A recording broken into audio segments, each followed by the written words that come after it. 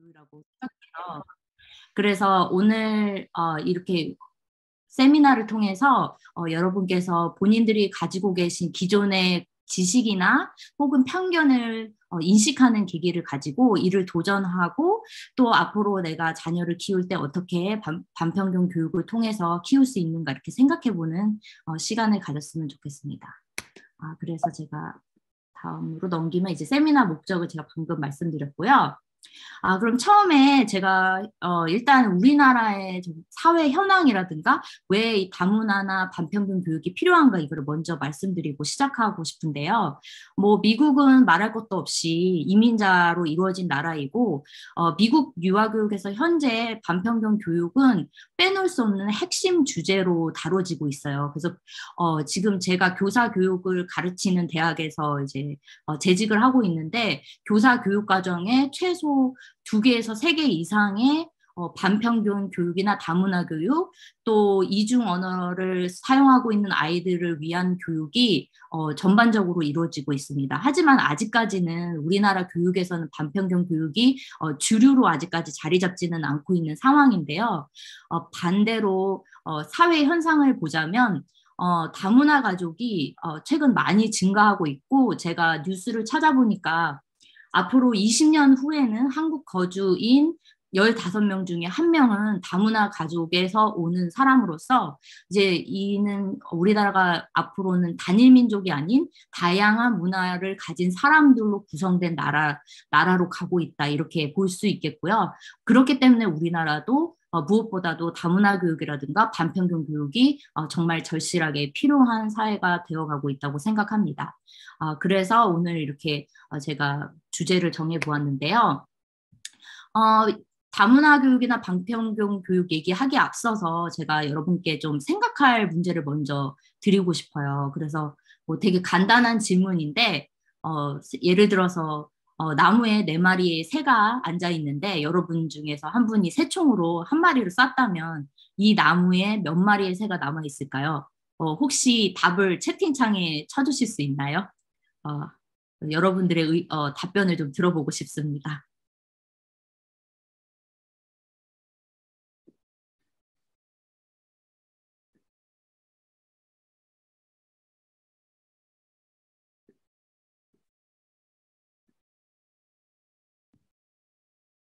제가 채팅을 한번 보면은 네. 여러분께서 또 한 마리도 없다라고 해주셨는데요. 그 혹시 이유를 말씀해 주실 수 있을까요? 총소리에 놀라서 다 도망갔을 것 같은데. 네, 아주 창의적으로 말씀을 해주셨는데요. 네, 아주 유아와 같은 창의적인 사고력을 가지신 분이라고 제가 말씀드리고 싶네요. 네, 그래서 그렇게 생각할 수 있는데 사실은 이제 만약에 이게 수학 문제로 책에서 이러한 문장을 봤을 경우엔 대부분의 사람이 이제 어른들의 경우는 4마리 중에서 1마리를 맞췄다면 3마리가 남았다라고 이제 아이한테 가르치고 싶어 하고 또 본인이 그게 정답이라고 생각하는 경우가 많이 있어요. 근데 실제로 유치원에서 교실에서 이러한 대화를 나누면 아까 말씀해 주셨듯이 뭐 총소리를 듣고 날아가서 새가 1마리도 안 남아 있다라고 이야기를 한다든지 혹은 뭐 새총으로 쏘면 뭐 새가 너무 아플까봐 마음을 바꿔서 1마리도 날아가지 않았어요. 이렇게 이야기를 하는 친구들도 있고 되게 다양한 의견을 아이들이 이야기하는 걸 볼 수가 있습니다. 그러면은 여기서 오는 어른과 아이의 사고의 차이는 어디에서 올까? 이것이 바로 이제 반평등 교육을 먼저 이야기하기 전에 알아야 되는 사항이라고 생각을 하는데요. 이제 유아의 발달과 유아의 사고 과정을 이해하기 위해서는 저희가 보통 뇌인지 과학을 많이 사용하고 있어요. 그래서 뇌가 어떻게 발달하고 어떤 시기에 가장 정점으로 발달하는지 이거를 이해하면 유아를 지원할 수 있기 때문에 뇌인지 과학을 많이 사용하는데 뇌인지 과학에서 밝혀진 결과로서는 생애 초기에 유아가 처음에 태어났을 때는 유아의 뇌가 아주 유연하고 가소성이 있는 뇌로 태어나요. 그래서 다양한 지식이나 다양한 정보를 쉽게 습득하고 받아들일 수 있는 능력을 가지고 태어나는데 이제 유아가 점차 학습을 하고 경험을 하고 이제 반복적으로 지식을 습득하면서 이 뇌가 성숙하게 되고 이 성숙화된 뇌는 전문적인 지식을 받아들이는데 이제 발전을 하게 되지만 반면에 유연한 사고라든가 또 갑작스러운 변화라 새로운 것을 인식하는 능력이 떨어지게 됩니다. 그래서 유아가 어렸을 때는 수학적인 개념을 많이 형성하기 전에는 다양한 방법으로 이 문제를 접근하게 되는데 이제 어른이 되면은 우리가 이제 이것을 수학 문제로 받아들이고 해결하려고 하는 경향을 보이는 거예요. 또 다른 예를 드리자면 보통은 이제 생후 1년 이전에 아기를 대상으로 실험을 했는데 어른들이 알아차릴 수 없는 아주 미묘하게 다른 발음을 들려주고 아이가 이것의 다른 발음의 변화를 인식하는가 하는 실험을 한 경우가 있었는데 어른들은 대부분이 이 다른 발음을 구분하지 못했는데 아기들은 모두 이 다른 발음을 구분하는 능력을 가지고 있는 거를 결과를 통해서 알 수 있었어요. 그래서 아이들이 이제 모국어를 습득하기 전에 다양한 소리를 분별하는 능력을 가지고 있다가 이제 모국어를 습득하면서 이제 다양한 소리를 분별하는 능력 대신에 모국어를 배울 수 있는 능력으로 이제 발달하게 되는 거예요. 그래서 이제 영어적인 표현으로는 use it or lose it. 그래서 사용하지 않으면 잃어버린다. 이게 바로 이제 유아교육에서 많이 하는 이야기인데요. 그렇기 때문에 이제 결론적으로 유아기의 시절에 한 경험은 유아가 생각하는 방식과 태도에 영향을 미치고 이후에 성인이 되어서 태도를 형성하는 데 영향을 미치기 때문에 나중에 성인이 되어서는 이 태도를 변하기가 되게 어렵다고 뇌인지 과학에 따르면 이야기하고 있습니다. 그래서 여기서 얻을 수 있는 결론은 아이가 어렸을 때부터 다양성을 이해하고 존중하고 다양함을 인식하는 능력을 발전을 하지 않는다면 나중에 성인이 되어서 내가 가지고 있는 고정관념을 깨기가 아주 어렵다는 것이 여기에서 핵심이라고 제가 말씀을 드리고 싶어요. 그래서 뇌인지 과학을 통해서 유아교육에서 꼭 이제 어린 시절부터 다양성을 가르치는 것이 필요하다. 이걸 말씀드리고 싶고 그렇다면은 우리가 이제 어린 시절에 반편견 교육이 필요하다는 걸 알았으니까 그럼 우리는 무엇을 성취를 해야 할까? 이 교육을 통해서 성취해야 할 목적이 무엇일까? 이거를 좀 해봐야 될 것 같아요. 그래서 목적은 첫 번째로는 우리가 반편견 교육을 통해서 유아들이 모두 긍정적인 자아를 형성할 수 있도록 도와주는 것이 필요하다. 그런데 이제 긍정적인 정체성이라는 것은 자신 스스로의 정체성도 포함이 되지만 나의 가족, 내가 속한 문화, 사회에 대해서 긍정적으로 바라볼 수 있는 태도를 형성하는 것이 도록 돕는 게 반편견 교육의 목적이라고 할 수 있고요. 또 두 번째로는 다양성에 대해서 긍정적으로 인식하고 표현하는 능력을 길러주는 것이에요. 그래서 다름이 틀림이 아닌 축복이고 또 하나의 장점이라는 것을 유아들이 인식할 수 있게 도와주어야 되고요. 세 번째로는 유아들이 이러한 상황은 차별, 그리고 이 세상에 이러한 불공정이 존재를 하고 또 이것을 언어적으로 표현할 수 있으며 이러한 차별이 어떻게 영향을 미치는지, 어떻게 누군가에게 상처를 주는지 이해하도록 가르치는 것이 반편견 교육의 목적입니다. 그리고 마지막으로는 아동이 편견이나 차별에 대한 행동에 반대해서 다른 사람과 함께 혹은 혼자서 행동할 수 있는 능력을, 그러니까 문제 해결 능력을 키워주는 것이 반편견 교육의 목적이라고 할 수 있습니다. 그래서 이렇게 네 가지 목적을 저희가 이루고자 하는 것이고요. 그 다음에 이제 그렇다면 저희가 유아기의 반편견 교육이 필요하고 또 우리가 목적을 알고 있으면 처음으로 저희가 해야 할 일은 무엇일까? 부모로서 혹은 가족의 일원으로서 또 이웃으로서 우리가 아이들을 도와주기 위해서 제일 먼저 우리가 해야 할 일은 내 자신이 가지고 있는 편견과 혐오에 관한 것을 인식하고 이게 도전하는 것이 가장 첫 번째 출발점이라고 할 수 있습니다. 그래서 지금 저기 편견이나 혐오의 종류에 대해서 이야기하기 전에 제일 먼저 제가 한 가지 개념을 설명드리고자 하는데요. 혹시 여기 여러분 중에 혹시 들어보신 적이 있을지 모르겠는데 미세 공격성이라고 해서 영어로는 마이크로 어그레션이라고 하는데요. 그러니까 주체적이고 능동적으로 하는 공격이 아닌 내가 혹시 의도적이거나 비의도적으로 일상생활 속에서 어떠한 행동을 통해서 누군가에게 차별이나 혐오를 드러내는 행동을 미세 공격성이라고 합니다. 그래서 본인이 어쩌면 나는 이거는 공격한 게 아닌데 라고 생각하지만 실제 결과적으로 다른 사람을 차별하는 행동을 하는 것을 미세 공격성이라고 하는데요. 이런 부분에 대해서 좀 인지를 할 필요가 있어요. 그러니까 뭐 우리가 누가 봐도 이해할 수 있는 차별은 그런 건 쉽게 해결이 될 수가 있는데 내가 알지 못하는 무의식 중에 하는 차별적인 행동은 참 알아차기가 어렵거든요. 그래서 이것에 대해서 인식적으로 이해를 할 필요가 있는데 제가 여러분께 그러면 좀 예를 한번 보여드리도록 하겠습니다.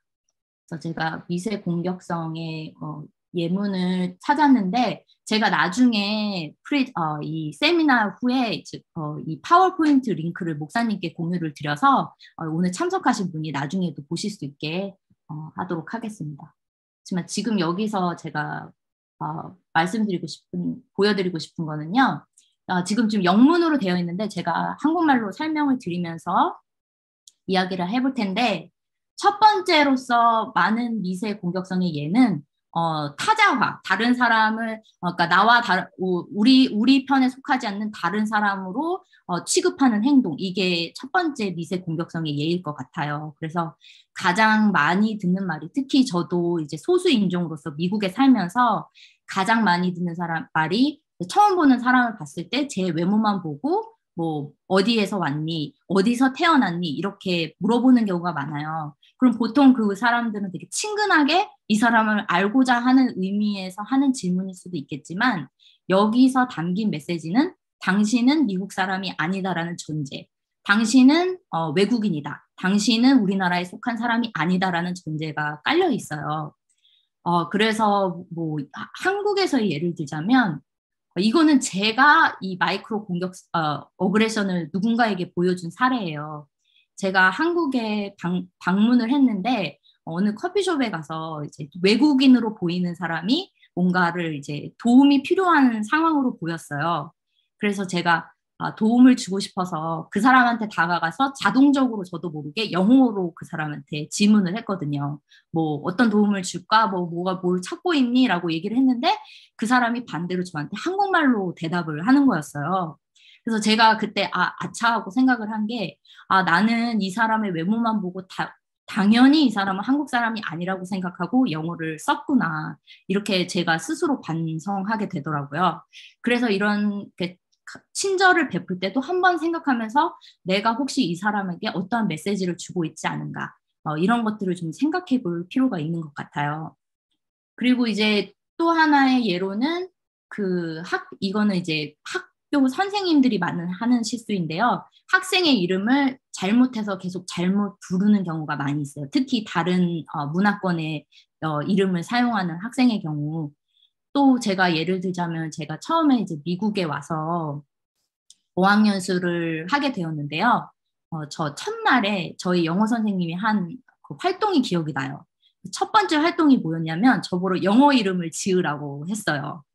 미국식 이름을. 그래서 뭐 제 친구는 뭐 제시카를 하기도 하고 뭐 메리를 하기도 하고 이렇게 했었는데 그때 당시에 저는 이게 잘못된 행동이라고 생각을 못했고 이게 뭔가 당연히 해야 되는 활동이라고 생각을 해서 이제 억지로 영어 이름을 만들었는데 지금 와서 생각해 보자면 이 어떠한 사람의 이름은 그 사람의 정체성을 대변하는 것이기 때문에 제가 선생님으로서 제가 편하게 이름을 부르고자 이 사람에게 영어 이름을 만들려고 하는 것은 이 사람의 정체성을 무시하는 행동으로도 볼 수가 있다는 거죠. 그래서 혹시라도 이렇게 누군가를 대할 때 만약에 나의 편의에 의해서 이 사람의 정체성을 정체성을 상징하는 것을 바꾸라고 하는 것은 그거는 또 마이크로 어그레션에 해당할 수 있다고 생각을 합니다.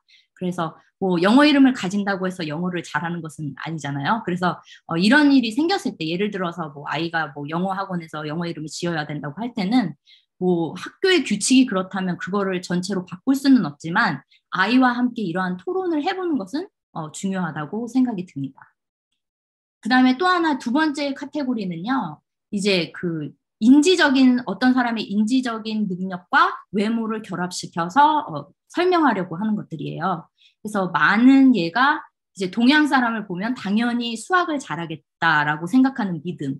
근데 이제 어떻게 보면은 아 그래도 나에 대해서 되게 좋게 생각하는 거라고 생각할 수 있지만 반대로 생각하면 이 아이에게 있어서 이 아이가 뭔가 열심히 노력해서 좋은 수학 결과, 수학 점수를 받았는데 노력을 무시하고 아 너는 동양인이니까 당연히 잘하는 것이지 라고 이렇게 자꾸 그 본인의 노력을 폄하하거나 혹은 이 아이에게 더욱더 그 프레셔, 압력을 줄 수 있는 행동인 거예요. 혹은 이 아이가 수학을 만약에 못했을 경우에는 내가 뭔가 나를 내 문화를 대표하는 사람의 실패자 이렇게 여겨질 수도 있기 때문에 이러한 것들도 아주 조심해야 되고 그 다음에 이제 특히나 여자분들이나 뭐 여자분들한테 특정 직업에 관련해서 당신이 뭐 군인이라니 깜짝 놀랐네요. 뭐 대단한데요? 라고 이야기를 한다든지 그러니까 어떤 특정 직업군을 어떤 성별과 연결지어서 이야기하려고 하는 것 이것도 마이크로 어그레션의 예라고 할 수가 있겠습니다. 그 다음에 세 번째 카테고리는 아예 다름을 무시하는 듯한 행동이에요. 아, 우리는 다 똑같은데, 우린 다 똑같은 인간이야 라고 이렇게 이야기를 하는데 특히나 이제 미국에서 All Lives Matter라는 거를 많이 이야기하는 사람들이 있었는데 여기서 숨겨진 의미는 어떠한 스탠다드가 있고 그 스탠다드 안에 모든 사람이 다 들어가야 한다는 전제가 깔려 있어요. 그래서 뭐 예를 들어서 모든 사람이 똑같다라고 하지만 그 똑같음의 정의가 무엇인가? 백인들이 행동하고 말하는 것이 여기에서 기준인가?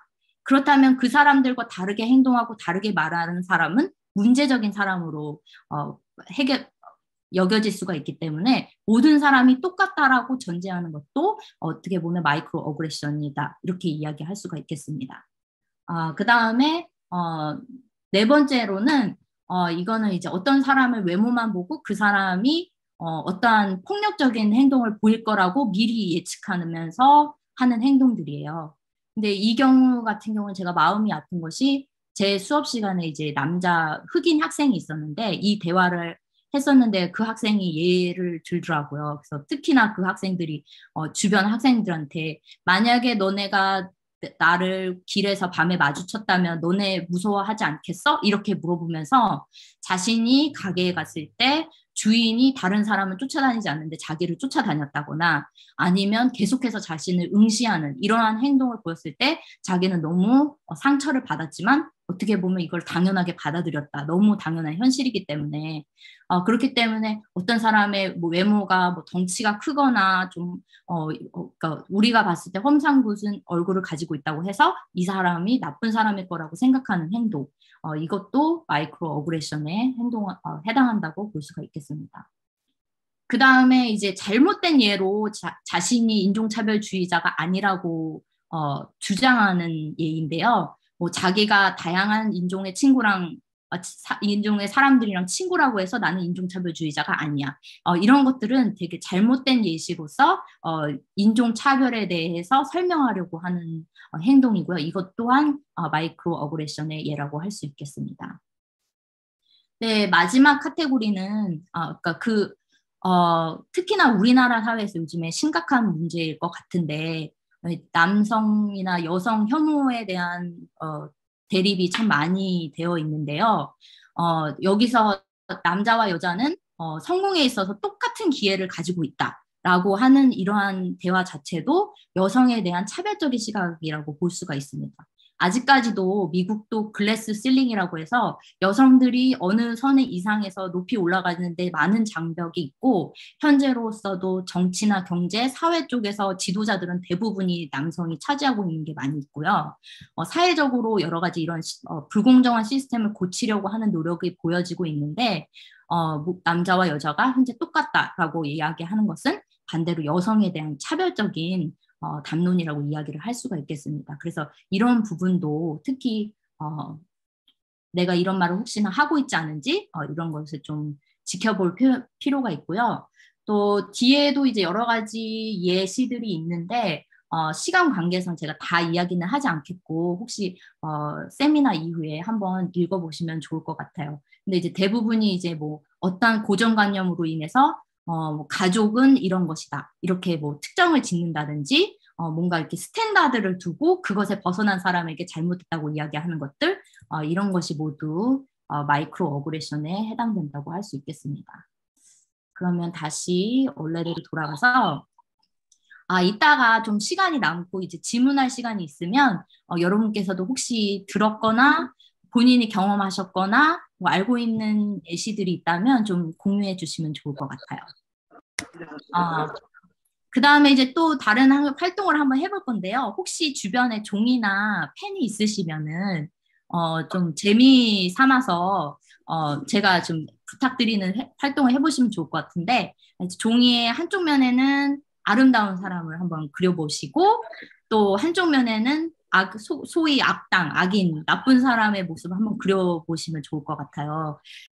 이제 미인이나 악인의 이미지 이런 걸 통해서 우리가 가지고 있는 어떻게 이상적인 이미지와 나쁜 이미지가 어떤가 이런 거를 좀 생각해 볼 수 있는 게 좋은 활동인데, 보통 이제 한국 학생들한테 제가 미인이나 악인의 이미지를 그리라 이렇게 하면은 아주 비슷한 모습의 얼굴을 그려요. 그래서 아까 목사님 말씀하셨듯이 되게 미인이면 날씬하고 눈이 크고 그다음에 얼굴이 하얗고 뭐 그다음에 뭐 눈, 코, 입이 오똑하고 뭐 이런 모습을 그리고 그다음에 악인의 이미지면은 보통 이제 남자고 뭔가 어둡고 덩치가 크고 험상궂고 이런 이미지를 많이 그리는데요. 이런 것들이 어떻게 해서 영향을 미치나 하면 제가 그 박사 논문을 쓸 때 그 디지털 게임에 관해서 논문을 썼었는데 그러니까 그 바이레이시얼이라고 하죠. 그러니까 그 뭐라고 할까요? 그 엄마가 백인이고 아빠가 흑인 사이에서 태어난 아이를 이제 관찰하고 연구를 하는 활동을 했었는데, 이 아이가 매일 그 집에서 공주 옷을 입고 되게 이제 공주놀이 하는 걸 좋아했어요. 그 디즈니 공주 영화를 많이 보고. 근데 이 아이가 어느 날 그러더라고요. 그러니까 저한테 너는 공주같이 생겼어 이렇게 얘기하는 거예요. 제가 예쁘게 생겼다는 게 아니라 이 아이가 어떤 부분에서 저 디즈니에 나온 사람이 자기보다 너를 더 닮았다라고 생각을 하는 거예요. 그래서 제가 이렇게 자세하게 물어봤더니 자기는 피부 색깔이 어둡기 때문에 공주가 될 수 없다 이런 식으로 생각을 하더라고요. 그러니까 엄마는 특히나 또 백인으로서 엄마는 얼굴이 하얗고 자기는 좀 어두운 피부를 가지고 있는데, 자신이 보는 영화에서의 공주들은 다 얼굴이 하얀 얼굴을 가지고 있는 거예요. 그래서 이 아이는 정말 공주가 되고 싶은데 자기는 공주가 될 수 없다. 이렇게 스스로를 이렇게 뭐랄까 제한을 두는 이런 것을 제가 연구를 통해서 볼 수가 있었어요. 그래서 아이들이 아주 어린 시절부터 이렇게 외모적인 것에 대해서 이해를 하고 이것이 이 아이들을 생각하고 행동하는 것에 많은 영향을 미치게 되는데요. 이런 것들이 보통은 우리 사회에서 오는 메시지가 아주 강력해요. 특히나 우리가 많이 보는 영화나 드라마, TV 광고 속에서의 이런 모습들이 아이들에게 크게 영향을 미치거든요. 그래서 이런 것에 우리가 특별하게 도전을 할 필요가 있는데, 제가 한 연구 결과를 좀 공유드리고자 하면은, 저희 지도 교수님이 그 조셉 토빈이라고 이제 유아교육에서 되게 유명하신 분인데 다문화 교육을 많이 하신 분이에요. 그래서 그 저희 토빈 교수님께서 한 연구 중에 하나가 아이들한테 디즈니 영화 중에 하나인 스위스 패밀리 로빈슨이라는 영화를 보여주고 이 영화에 대해서 토론을 하게 했었어요. 그래서 이 영화의 내용을 말씀드리자면, 어떤 이제 섬에 이 로빈슨 패밀리가 gat혔는데 지금 나쁜 사람들이 쳐들어와서 로빈슨 패밀리를 공격을 하니까 이 나쁜 사람을 대항해서 이제 이기는 이런 것이 이제 이 영화의 내용이었는데, 이 영화를 보고 이제 질문을 한 거예요. 누가 굿가이고 누가 배드가이냐, 그러니까 누가 선인이고 누가 악인인지 아이들한테 물어봤어요. 그래서 이제 첫 번째로는 이제 6살 아이들한테 물어봤어요. 그랬더니 6살 아이들이 뭐라고 대답을 했냐면, 굿가이는 보통 나쁜 사람보다 똑똑해요. 그렇게 얘기를 했고, 나쁜 사람은 말이나 뭐 아무것도 없어요. 그러면서 한 명은 아이가 좋은 집도 없어요. 이렇게 얘기를 한 거예요. 그러면 여기에서 나와 있는 숨겨진 메시지는 똑똑하지 않으면 나쁜 사람. 그리고 내가 좋은 집을 가지고 있지 않고 내가 물건을 가지고 있지 않은 가난한 사람은 나쁜 사람. 이것에 대한 메시지를 아이들이 받고 있다는 거예요. 그 다음에 두 번째로는 이제 7살짜리한테 물어봤어요. 누가 좋은 사람인 것 같아? 그랬더니 이기는 사람이요. 그 다음에 나쁜 사람은 누구지? 인디안이요. 그러면은 좋은 사람하고 나쁜 사람의 차이가 있을까? 그랬더니 당연하죠. 뭐 한 명은 인디안이고 하나는 아메리칸이에요. 이렇게 얘기를 한 거예요. 그럼 누가 좋은 사람이지? 아메리칸이에요. 이렇게 얘기를 한 거예요. 그렇다면 이 아이들의 입장에서는 미국 사람은 좋은 사람, 아닌 사람은 나쁜 사람. 혹은 이기는 사람은 좋은 사람, 지는 사람은 나쁜 사람. 이런 식으로 연결을 하게 된다는 거죠. 그 다음에 이제 계속해서 질문을 하는 거예요. 그래서 얘기를 하다가 무슨 말이지? 인디안이 왜 나쁜 사람이지? 인디안은 뭐 여자가 없어요. 뭐 이런 얘기를 하다가 왜 여자가 없지? 이렇게 하니까 여자들은 보통 안 싸우잖아. 뭐 이런 얘기를 하면서 그러면은 여자들은 뭘 하지? 그랬더니 집에 있어요. 애를 봐요. 이렇게 얘기를 하는 거예요. 여기서 또 성 정체성이 나오죠. 여자는 집에서 애를 보는 사람. 여자들은 이 싸움에 적극적으로 나서지 않는 사람. 또 이러한 얘기를 볼 수가 있었고 또 이제 8살짜리들한테 또 물어봤어요. 그랬더니 누가 좋은 사람이지? 집 안에 있는 사람이요. 나쁜 사람은 밖에 있는 사람이요. 들어오는 사람이요. 여기에서의 또 숨겨진 메시지는 저는 이렇게 생각을 했어요.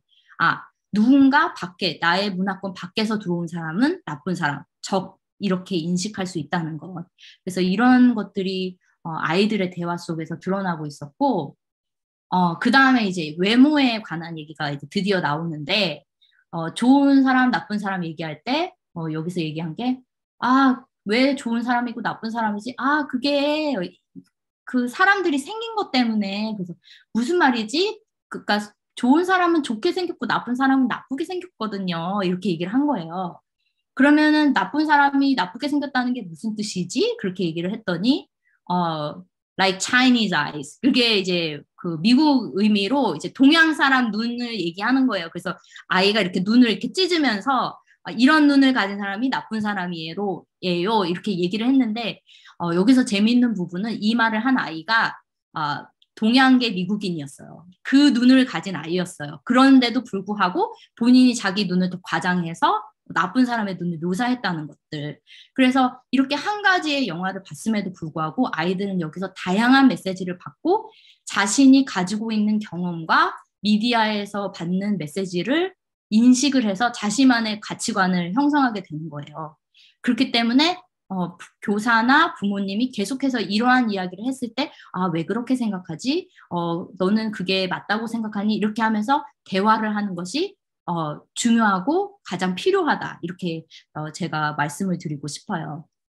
그래서 여기까지 좀 예를 살펴봤는데, 그렇다면 이제 앞으로 우리가 가정에서 도대체 할 수 있는 반평등 교육은 무엇일까? 그러면 이제 아까 제가 말씀드렸듯이 부모님께서 제일 먼저 하실 일은 내가 가지고 있는 편견을 인정하고 이 편견이 어떻게 나의 영향을 미치는지 바라보는 것이 필요해요.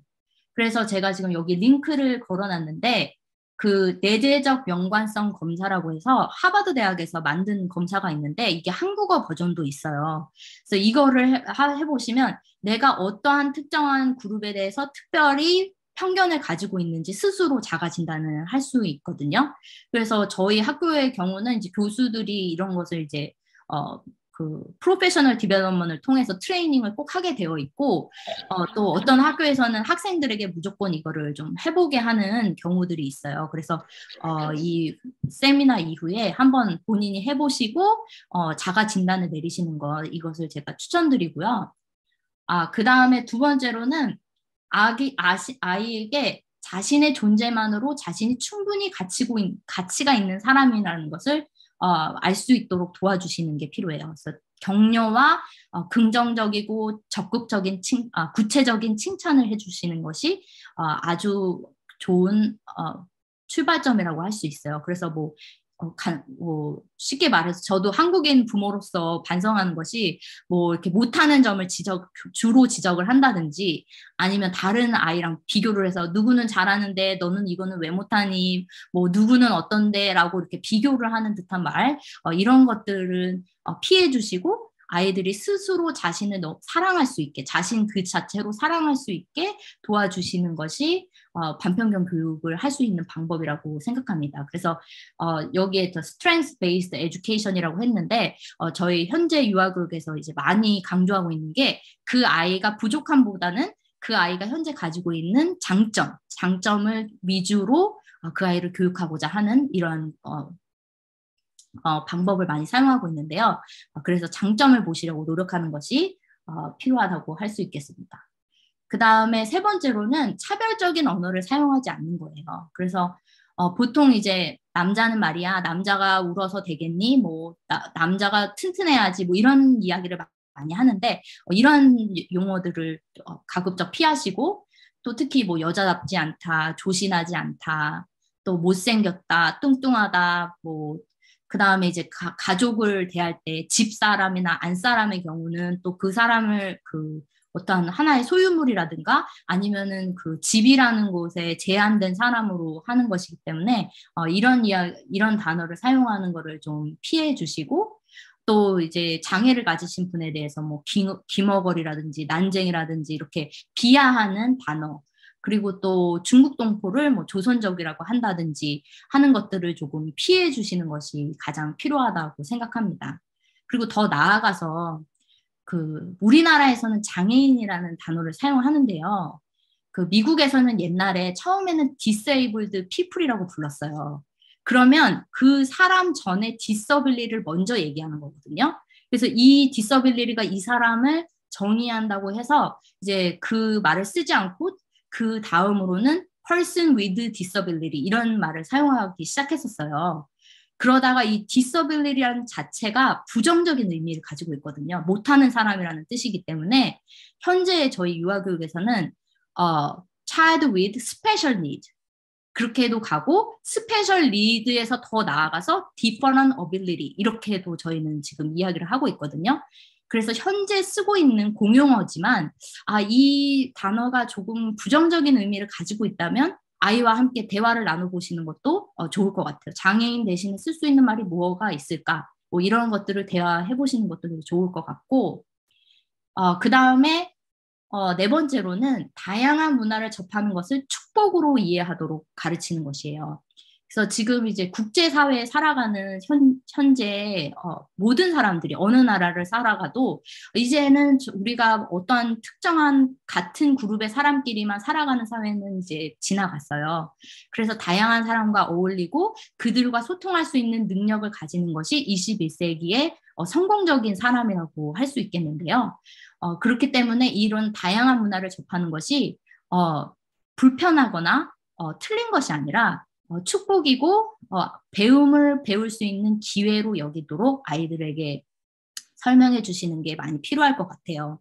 그래서 어떤 부모님들 경우에 장애인이 반에 있는 거를 좀 싫어하시는 경우를 봤어요. 왜냐하면 그 아이를 도와주느라 내 아이의 공부 시간이 뺏기지는 않을까?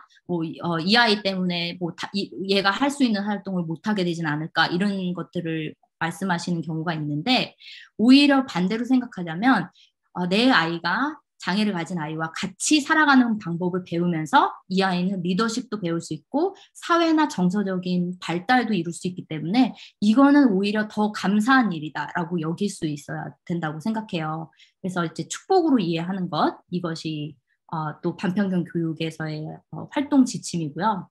그다음에 마지막으로는 행동하는 반편견 교육.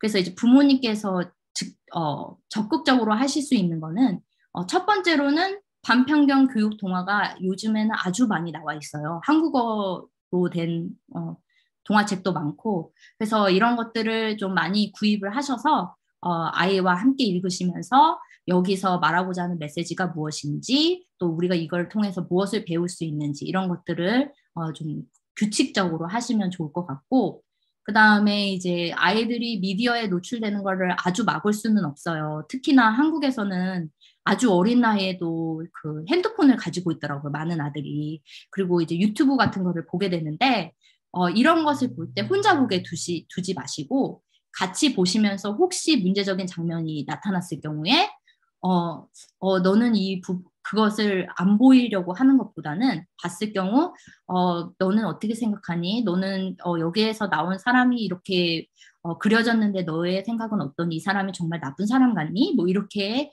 말씀을 하시면서 좀 그 비판적인 토론을 아이와 함께 하시는 게 아주 중요할 수 있겠고요.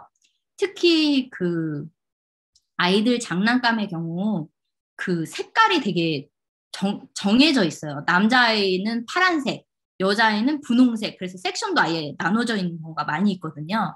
그러면 그런 경우에 이제 뭐 장난감 패키지를 보면서 왜 이 장난감 패키지는 분홍색으로 되어 있을까? 이거는 그럼 남자아이는 가지고 놀 수 없는 것일까? 이렇게 이야기도 해볼 수 있겠고, 특히 그 소꿉놀이 세트는 특히 분홍색이 많고, 그게 당연히 이제 여자아이들이 그 주방놀이를 할 거라고 생각하는 개념이 많이 있거든요. 그러면 이제 그런 것에 대해서 한번 도전하고, 왜 우리가 남자아이들도 당연히 주방놀이를 할 수 있고, 또 음식을 만드는 게 가족을 도우는 일일 수도 있다는 것을 놀이를 통해서 또 가르쳐 주시는 게 필요하겠고, 그 다음에 아이들이 차별을 당하지 않을 수는 없어요. 일상생활 속에서 크고 작은 차별이 일어날 수밖에 없는데 이랬을 경우에 이에 대해서 대처하는 방법을 미리 당하기 전에 나누시는 것이 필요하다고 할 수 있겠습니다.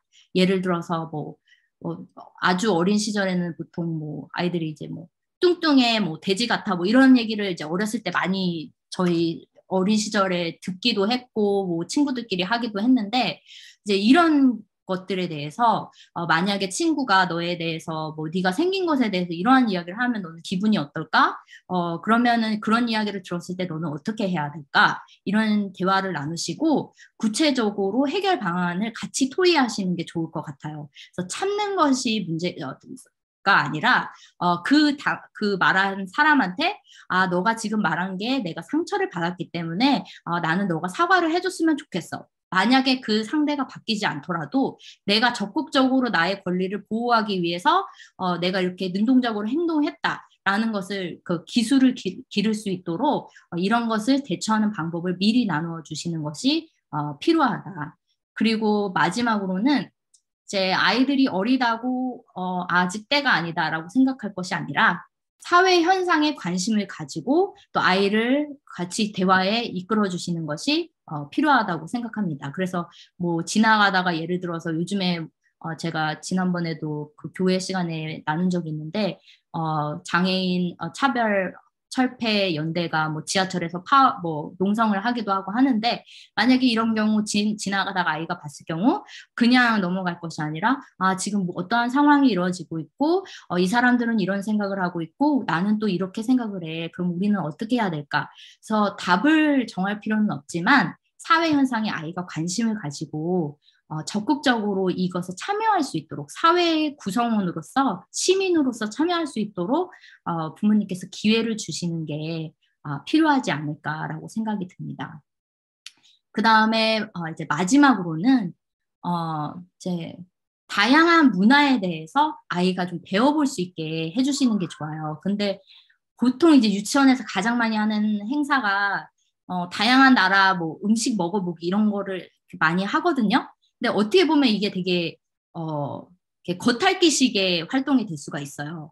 그리고 또 하나는 대부분의 이 문화가 서양 문화를 가르치려고 하시는 경우가 있어요. 할로윈이라든지 대부분 서양 문화에 기반을 둔 문화는 가르치려고 노력을 하시는데 반해서 뭐 우리가 주변에서 많이 볼 수 있는 또 한국에서 요즘에 또 러시아나 우크라이나나 뭐 우즈베키스탄에서 온 아이들도 많고 또 동남아시아에서 온 친구들도 많지만 그쪽 문화에 대해서는 전혀 뭐 다뤄지는 것도 없고 알 수가 있는 확률이 없잖아요. 그래서 다양한 문화권에 있는 뭐 어떠한 명절이 있고 또 그 사람들은 어떠한 생활을 하는지 이런 것들을 좀 아이와 이렇게 재미삼아 뭐 지구본을 보면서 이야기를 할 수도 있고 이런 것을 좀 나누는 기회를 부모님께서 제공해 주시면 좋을 것 같고, 제가 여기 쓰지는 않았지만, 특히나 이제 지방이나 중소도시에 가는 경우 한국에 다문화 아이들이 정말 많다고 제가 들었어요. 그래서 그런 아이들의 부모님이 계실 경우 그분들은 다가가기가 정말 힘들어요. 그분들은 일단 배척에 대한 두려움이 있으시고 언어적으로도 제한이 있으시기 때문에 선뜻 다가가는 걸 어려워하시기 때문에 여러분께서 주체적으로 그분들과 친구 관계를 맺으시고 또 그 아이들을 집에 초대해서 같이 노는 기회를 제공해 주신다면 아이들이 자연스럽게 다양한 친구들을 경험하면서 다양한 문화는 정말 좋은 거구나, 선물이구나 이렇게 인식할 수 있게 될 것 같습니다. 그래서